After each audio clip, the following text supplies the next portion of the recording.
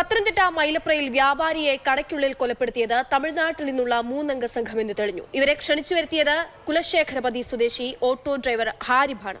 5 പേർ ഉൾപ്പെട്ട കേസിൽ ഒരാളെ കൂടി പിടികൂടാനുണ്ട്.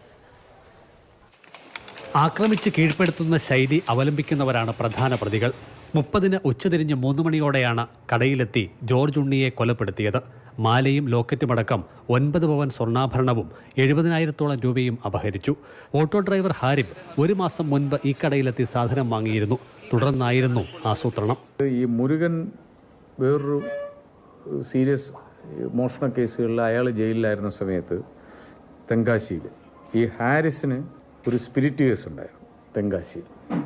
അപ്പോൾ അങ്ങനെ ഇവർ തമ്മിൽ കോടതിയിലും പാളയംകോട്ട് ജയിലിലും വെച്ചുള്ള പരിചയത്തിലാണ് ഇയാളെ ആയിട്ടുള്ള ഒരു കണക്ഷൻ വരുന്നത് ഈ തമിഴ്നാട്ടുകാരനുമായിട്ട്. തമിഴ്നാട് സ്വദേശി മുരുകനാണ് പ്രധാന പ്രതി. ഇയാളെയും കൂട്ടുപ്രതി സുബ്രഹ്മണ്യനെയും തമിഴ്നാട് പോലീസ് സഹായത്തോടെയാണ് പിടിച്ചത്. തെങ്കാശി അയ്യാപുരത്തായിരുന്നു സംയുക്ത ഓപ്പറേഷൻ. കേസിലെ മറ്റൊരു പ്രതി മധുര സ്വദേശി മുത്തുകുമാരനായി അന്വേഷണം പുരോഗമിക്കുന്നു. അപഹരിച്ച മാല വിൽക്കാൻ ഇടപെട്ടത് ഹാരിബിന്റെ പരിചയക്കാരൻ വളഞ്ചൂടി സ്വദേശി നിയാസ് കമാലാണ്. നഗരത്തിലെ ഒരു ജ്വല്ലറിയിൽ മാല വിറ്റ ഇനത്തിൽ കിട്ടിയതിൽ 2.3 ലക്ഷം രൂപ ഇയാളിൽ നിന്നും കണ്ടെത്തി. മാല വീണ്ടെടുത്തിട്ടുണ്ട്.